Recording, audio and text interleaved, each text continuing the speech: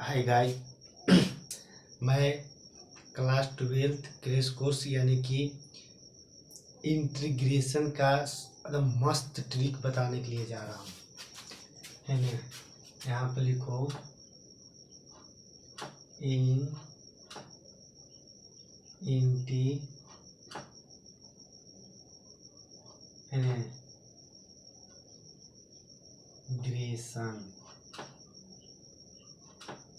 Integration का मस्त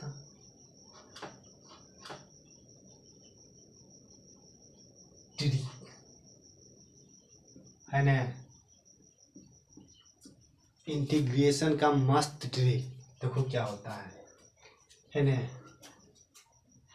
late, है ना, शॉर्ट में आई से इंटीग्रेशन सूचित करते हैं। इसको इस तरह से लिखते हैं इंटीग्रेशन, है ना। इसको मान के चलो यहाँ पर ए देते हैं, यहाँ पर बी देते हैं और एफ एक्स और डी एक्स करते हैं, है ना। सॉरी, यहाँ पर ए तो यहाँ पर भी ए, है ना। तो इसको कुछ रूले होते हैं, यानी इसको बोलते हैं, ऊपर वाला का बोलते हैं अपर और नीचे वाला बोलते हैं लोअर। यानी लोअर लिमिट बराबर अपर लिमिट, है ना, है ना। लोअर लिमिट बराबर अपर लिमिट इंटीग्रेशन 0 होता है ना। अगर मुन्ना, है ना, हमेशा 0 होता है। लोअर लिमिट, है ना, अपर लिमिट अगर इक्वल दिखाई दे, एक जैसा दिखाई दे, तो इसका इंटीग्रेशन 0 होता है। जैसे कि हमेशा, ऑलवेज, है ना,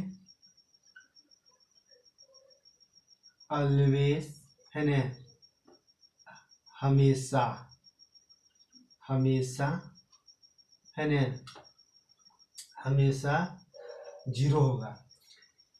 फंक्शन में कुछ भी रहे उसको हमको यानी कि देखना नहीं है, अपर में और लोअर में देखना है इक्वल है या नहीं है। अगर इक्वल है ना, यहाँ पर अपर में ए है, लोअर में भी ए है, यानी इक्वल दिखाई दे रहे हैं, तो इसका आँख मूंद के हम लोग 0 यानी कि 0 आंसर कर देंगे।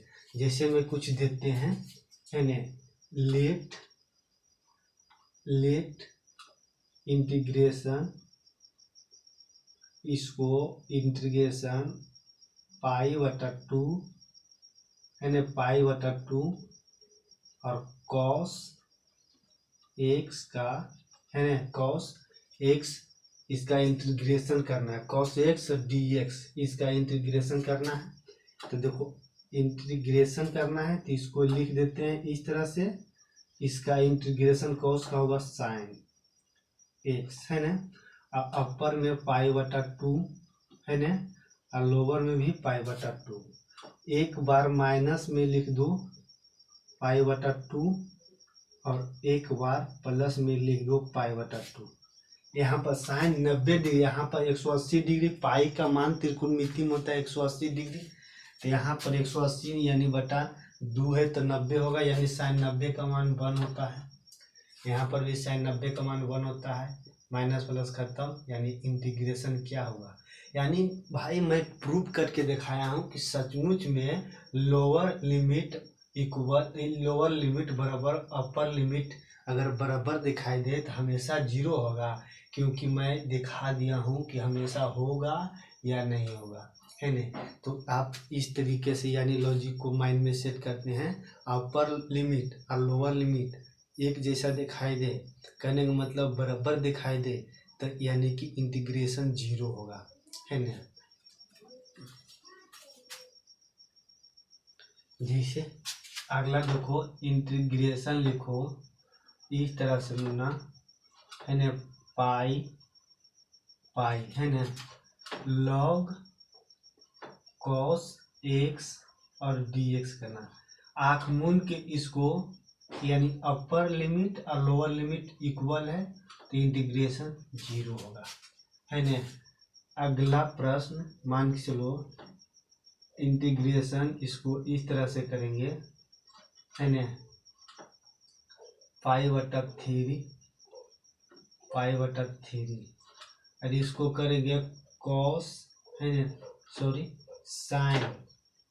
साइन एक्स और dx, तो इसका इंटीग्रेशन होगा 0, यानी लोअर में भी लोअर 3/2 पाई/3 है और अपर में भी है और लोअर में भी 3/2 है। तो यानी अगर लोअर लिमिट अपर लिमिट एक जैसा दिखाई दे, इक्वल दिखाई दे, तो यानी इंटीग्रेशन 0 होगा। ये हम लोग सही तरीके से यानी कि समझ लेंगे और सोच लेंगे।